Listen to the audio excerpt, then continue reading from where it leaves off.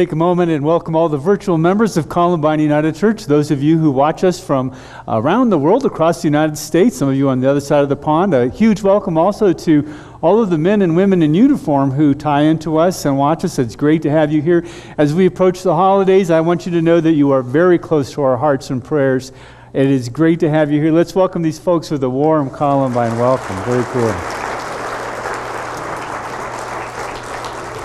Our scripture passage today comes to us from the Gospel of Mark. It's really fun. I'm going to call your attention to this beautiful Bible. This is my great-grandfather's Bible that has just kind of come into my possession. I love it. My great-grandfather was an itinerant Baptist preacher through the mountains of Kentucky. And this is so fun because he has his notes in the Bible. I turn the page and there's a newspaper clipping in there, so that's a lot of fun. It's also a King James Version. And so I've never actually read the King James Version in a worship service because the language is a little formal, but it's beautiful nonetheless. So listen for God's word as it comes to us, and I'll try to get the these and the thous right. And Jesus answered him, "The first of all the commandments is, Hear, O Israel, the Lord our God is one Lord. And thou shalt love the Lord thy God with all thy heart, and with all thy soul, with all thy mind, with all thy strength. This is the first commandment. And the second is like. It is this: Thou shalt love thy neighbor as thyself. There is none other commandment greater than these." And here the scripture passage ends. May God bless these words as we seek to apply them to our lives. Well, you know, preaching is an interesting thing. Right before the first service started, Justin told me that he woke up at 3 a.m. this morning and had all kinds of ideas for the sermon that he was going to preach in 3 weeks.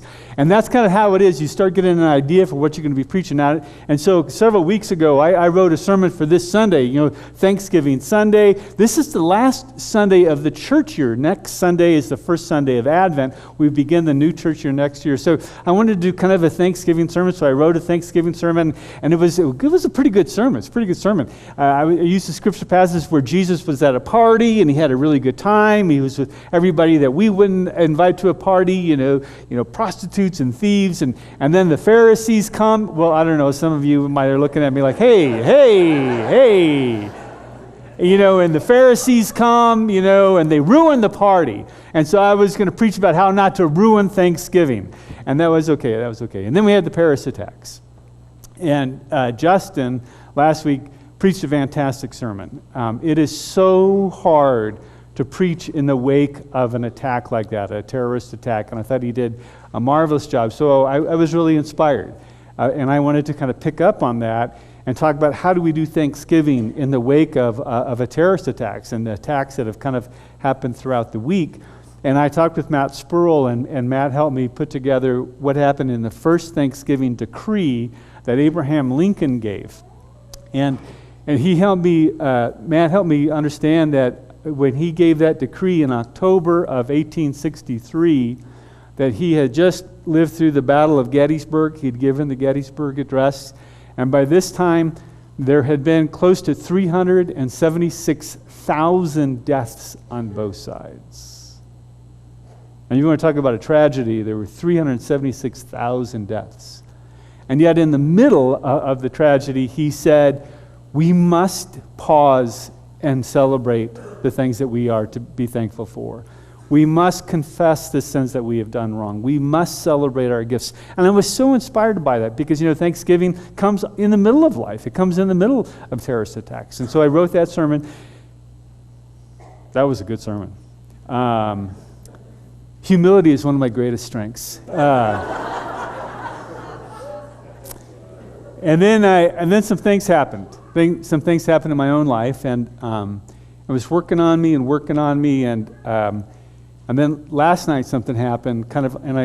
So when I sat down, I wrote a third sermon, and when I got up this morning, I said, "Okay, God, 3 sermons. Kind of which one do you want me to use?" Went back and forth, and I decided to go with the one I wrote last night. It's by far and away the most dangerous sermon. The most dangerous sermon. There's a rule of thumb in preaching that goes this: For every snake you let out of the jar in a sermon, you have to, by sermon's end, either get it back in the jar or kill the snake. You don't want any snakes wandering around out there that you have released, because it'll come back to bite you, the preacher. Well, let me just tell you. I'm letting all kinds of snakes out, and I'm not getting a single snake back in the jar. It's one of those kind of sermons. All right, Mr. Sam, you ready? We kind of had our first run at it this first service. You know, I'm always reminded how we have different snowstorms. You know, I live up in in the Conifer area, you know, kind of up there about 7,700 feet, and y'all do the same. And, you know, so when you guys have just like maybe an inch, a couple of inches on, you know, on the grass, I had 15 inches of wet, heavy snow in my front yard. And, you know, it's really kind of fun. This first snowstorm, I'm always getting up in the middle of the night, seeing how much more snow is out there. You know, I love turning on the porch light and watching the snow come down, you know. But, you know, when it's 15 inches of snow, kind of the side of that, there's always kind of a lot of work that goes along with it. But it's the first snow, and so it's fun. It's November. It's supposed to be snowing a little bit in Colorado, you know. In May, not so happy when there's 15 inches of wet snow, right? You know, at this time of year, you know, I'm really grateful for the snow plow driver that comes down and plows the row, and he, you know, overflows my driveway, the one that I just cleared. You know, we wave to each other. In May, we wave differently at each other. So you're out clearing, and you know, I have an ATV with the plow on the front, you know, and so it's a lot of work. You know, I'm out there, you know, I got my helmet on, and, you know, I got my Carhartts, and, you know, and I'm, you know, sleigh bells ring, are you listening? Dibbity, dibbit glistening, the bibbity, bada, bada, bada. You know, it snow's going everywhere, and I got to clear a path to the barn, and I got to clear a path to the chicken coop, and, you know, and so it's cool. And then I get off the ATV and cut the motor, and here's some cursing. Here's some pretty ugly profanity coming up the road. See, now our suburbs are kind of different than your suburbs. We all live in my neighborhood. We have 3-acre plots, and so the houses are separated by about a couple hundred yards. And the guy up the road from me he's got his car so stuck, his Suburban so stuck. I kind of walk up to the chicken coop where I can kind of see down, and it's like, oh, God, you've missed your driveway by about 25 feet. How the? And it's like in the ditch and he's like spinning the wheels and snow, and he's out kicking and snow, and I go, okay, because this is my screaming neighbor. This is my screaming neighbor. Now, if you've been around Columbine, you know that God has blessed me / cursed me with crazy neighbors throughout my entire home ownership experience. And this guy has taken it all to a new level.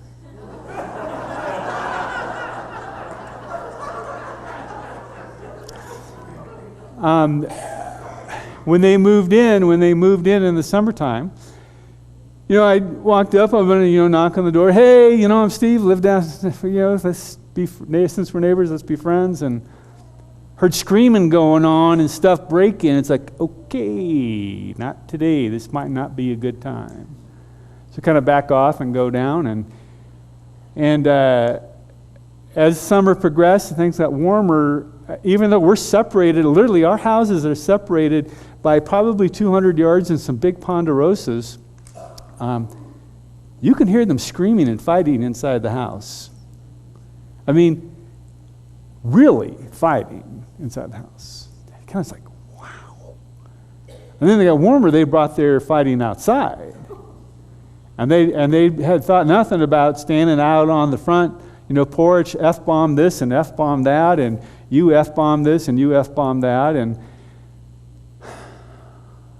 one time we had some friends over for dinner, and a fight broke out. and we were out on the patio, and they were out screaming, and the wife of the couple, she got so upset by what was going on, they had to leave. What do you do?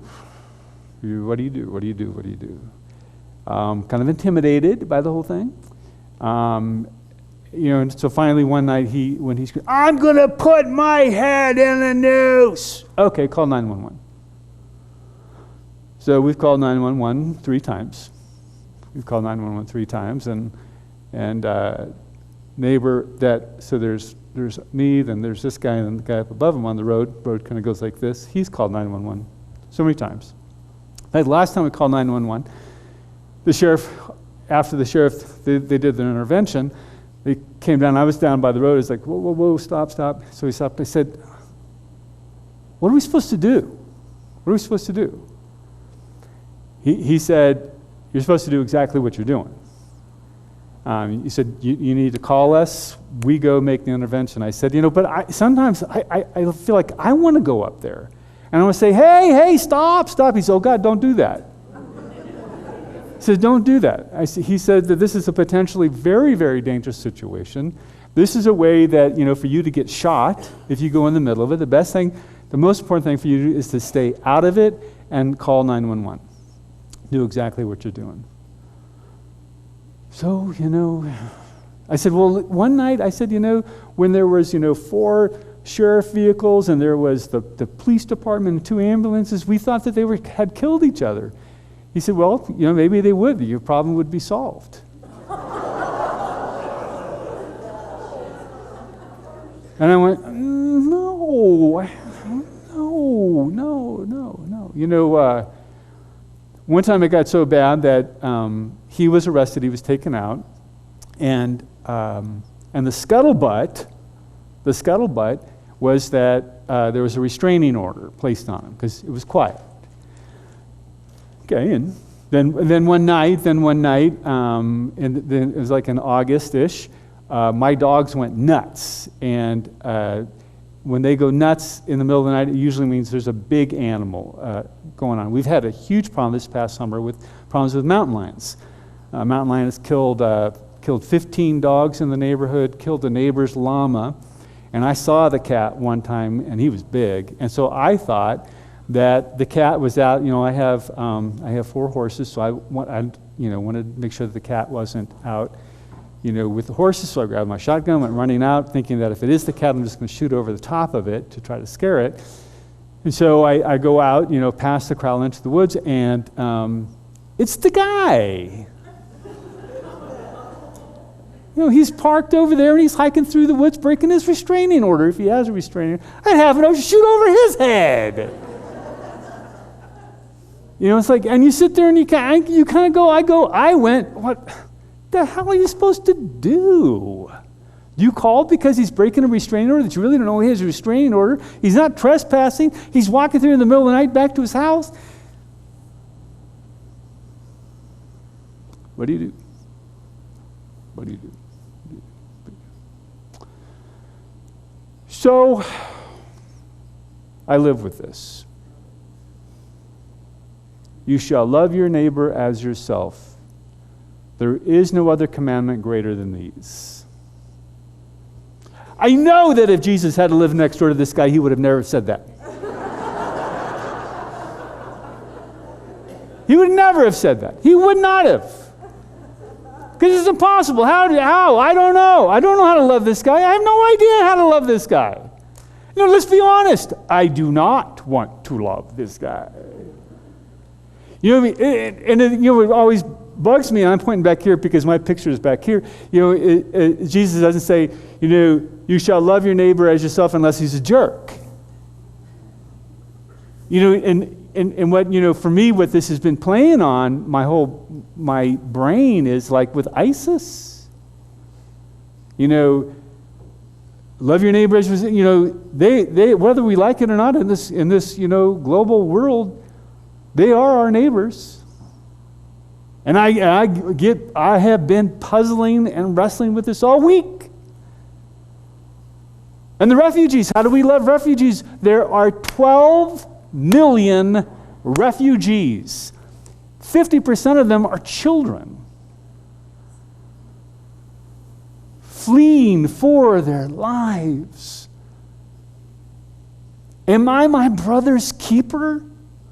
Cain asked to God after he has slain Abel. God says, yeah, you are. No ifs, no ands, no buts. You are. That's the big picture. You have to figure out the details.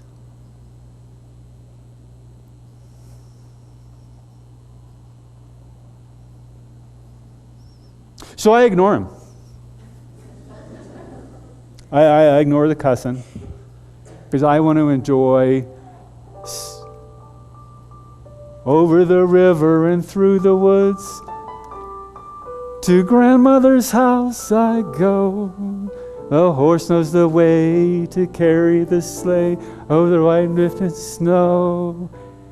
And as I'm shoveling, I hear, love your neighbor as yourself. Shut up, God.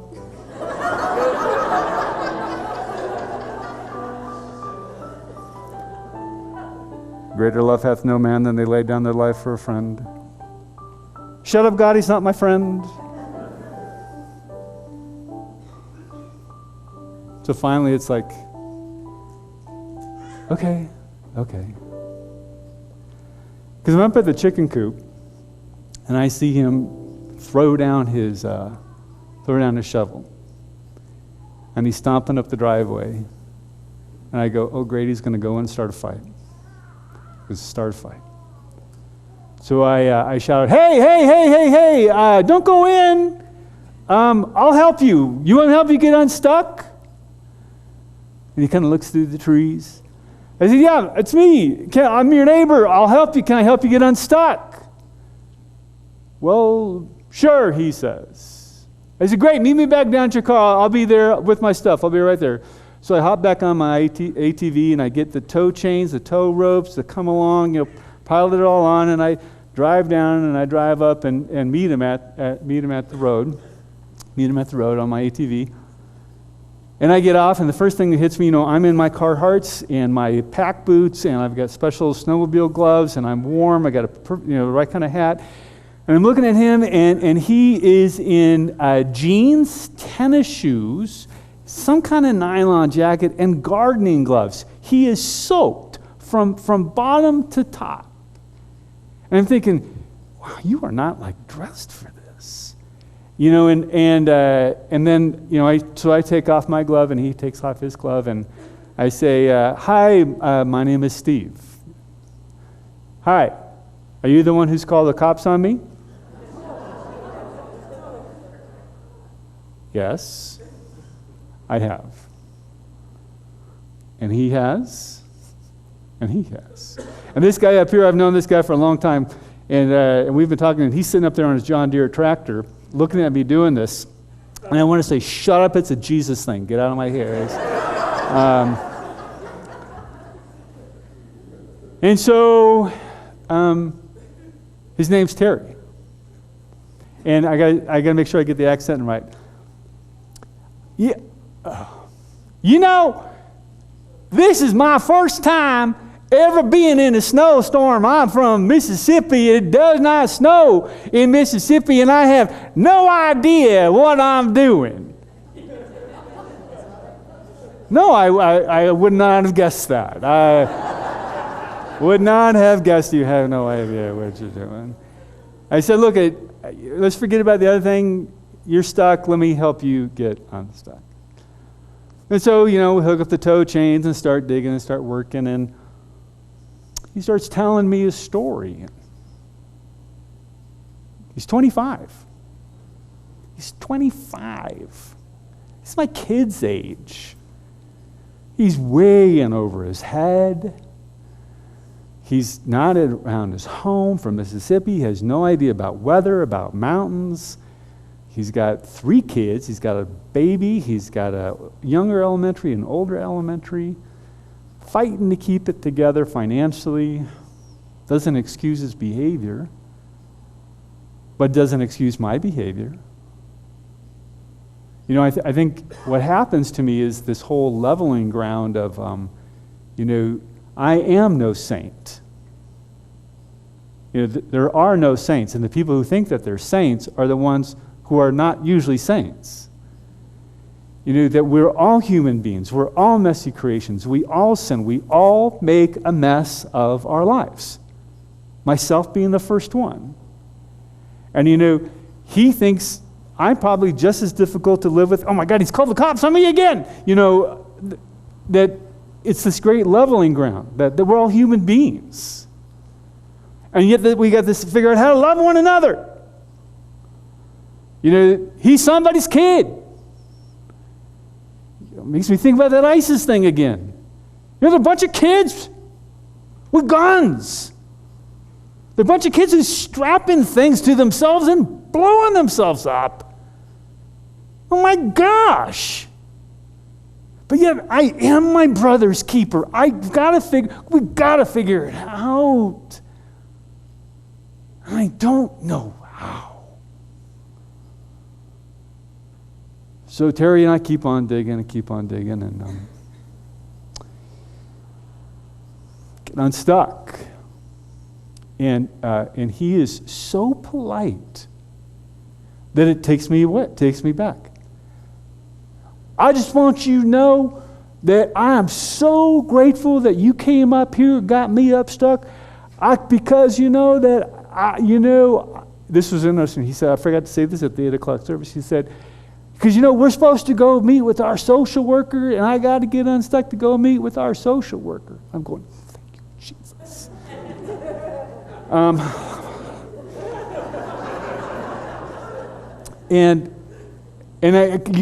Sometimes you kind of feel an opening. You stick your foot.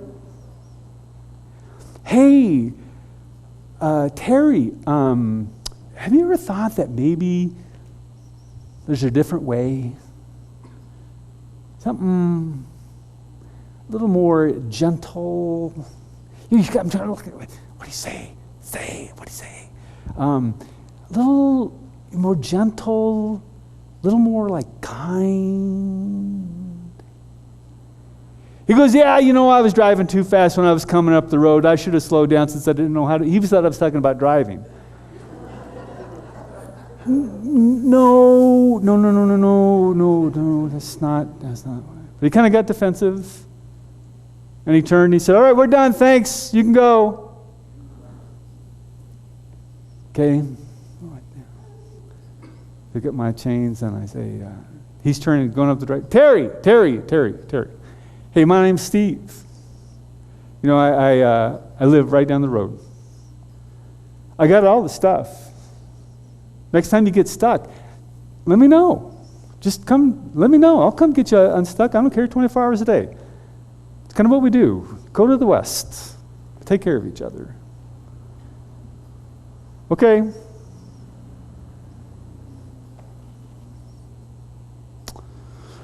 So we go back and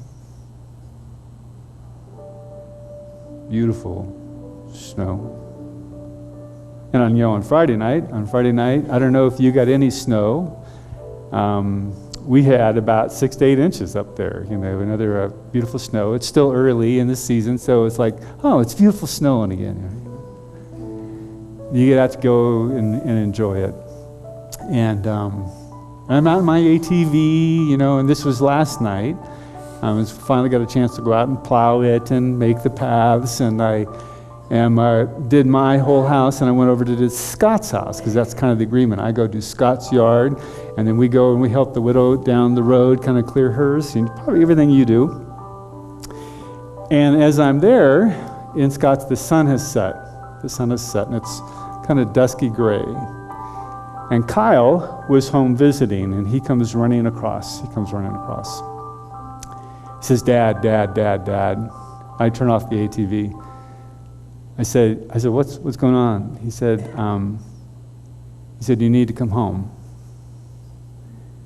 He said, there's something going on in the house next door. And I look up in the dusk, and there are sheriff vehicles everywhere. And I think to myself, Terry, you are so stuck.